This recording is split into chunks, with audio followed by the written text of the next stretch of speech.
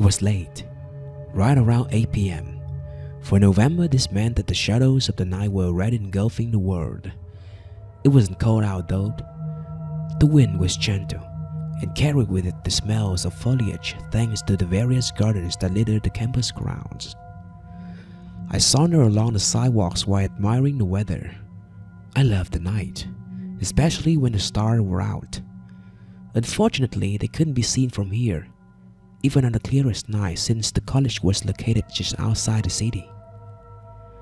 A friendly squirrel suddenly crossed my path, coming within mere inches from my feet before looking up at me and chattering as though I had done it a misdeed.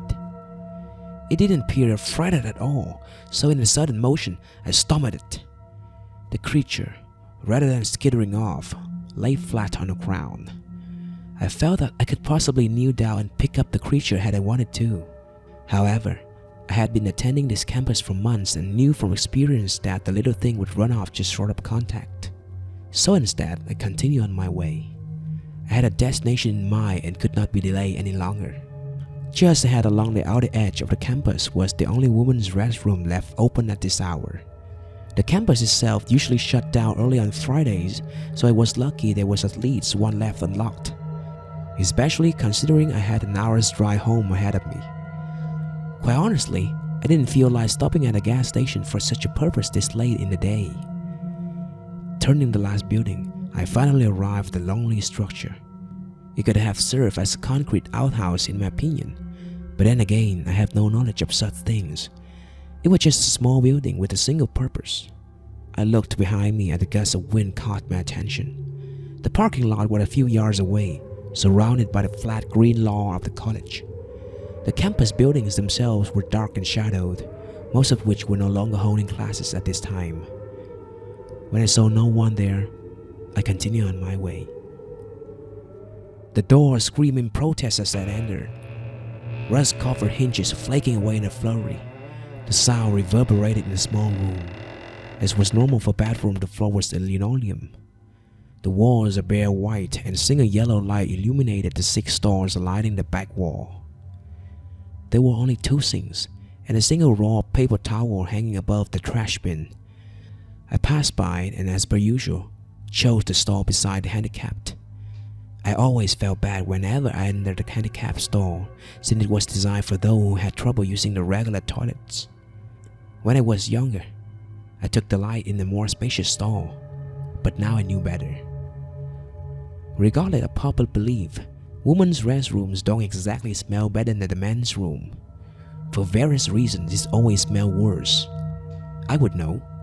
In high school, I had once been there to enter every man's room on campus.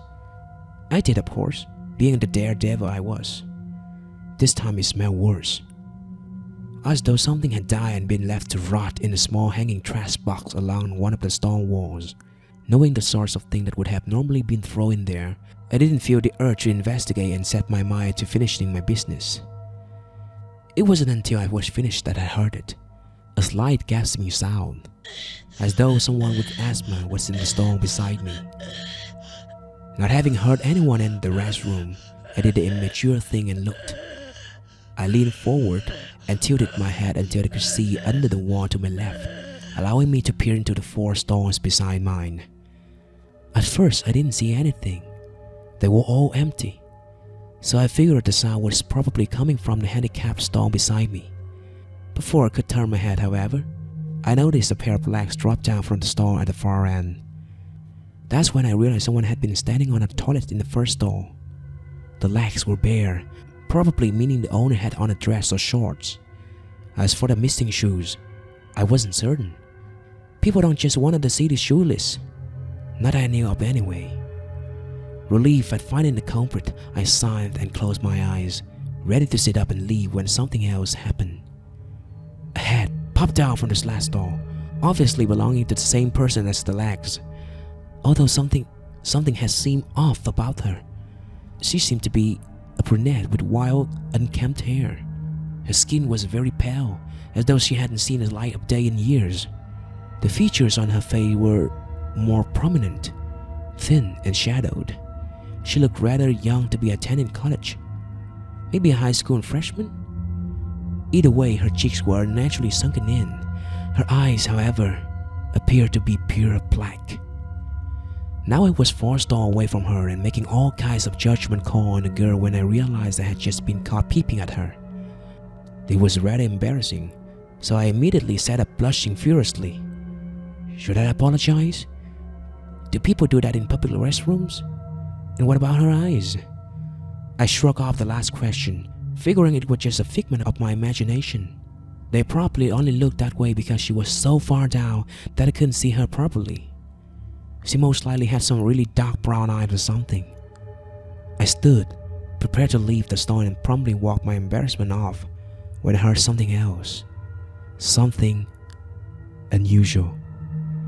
It was a shuffling sound, as though someone was sliding under the stone walls. The hairs on the back of my neck stood on end, realizing how strange this situation had become. Why would she be climbing under the stones? Was she autistic and lost?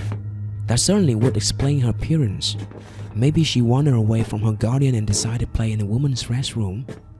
It was never locked after all, even after hours. I decided to call the police and report her in case she was a missing person. I also didn't want to scare her off since she looked sickly and the poor thing was probably starving. So, resolving myself, I sat back down and leaned over, only to find a girl looking at me from one stall closer. I originally was going to try and get her name, but stopped dead as my eye took in the sight of her. Her eyes were black as coal. Her skin was pale and cracked in places as though it had dried up and no longer held a drop of moisture. Her throat, which I had noticed before, had what looked like a slit, along with it some sort of dried, darkened residue along the edges. However, I couldn't make out the rest of her since it was only her head peeping out from under the stall. I could not identify the rest, but at that point I didn't want to. This thing wasn't human. Fear gripped me as I sat up. My nerves were put on edge and my breath had begun to quicken. I had felt as though my heart would pound right out of my chest. If I had tried to run out of the bathroom, I would have had to run past that thing. I closed my eyes as images of it leaping upon me and tearing me to shreds started to fill my head. How could I get past it? I don't know how long I had sat there panicking, but I did notice when it started moving again. Although this time I heard thumping sounds, as though it were hitting the wall gently. My heartbeat skyrocketed as I tried to remain calm, happy to have already done my business. For a moment, I considered just running past it. It was my only chance and I had no other options. Then I realized something. It stopped. I began to strain my ears to locate the creature by sound but heard nothing. The gasping noises were gone and I no longer heard this thing shuffling or banging along the floors and walls. Was it still there? I knew I had to look. There was a chance that it was standing by the exit now. Or worse, it could be just outside my stall. I had to make my mind up quickly as I contemplated the possibilities. Eventually I man up and took one last look under the stalls. I glanced to the left to find the thing missing.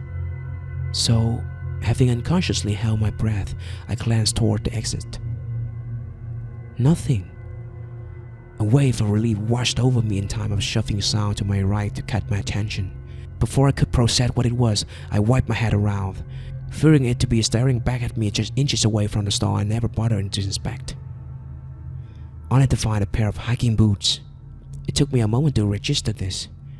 There was someone in the handicapped stall. When did they get here? Oh, who cared? There was someone else there with me, and although I had no idea who this other person was, in the wake of that thing I felt at ease knowing I wasn't alone anymore. As usual, my sense of relief was short-lived once I noticed the gasping sound coming from inside my stall. I froze for what seemed like eternity before I managed to glance up. There she was.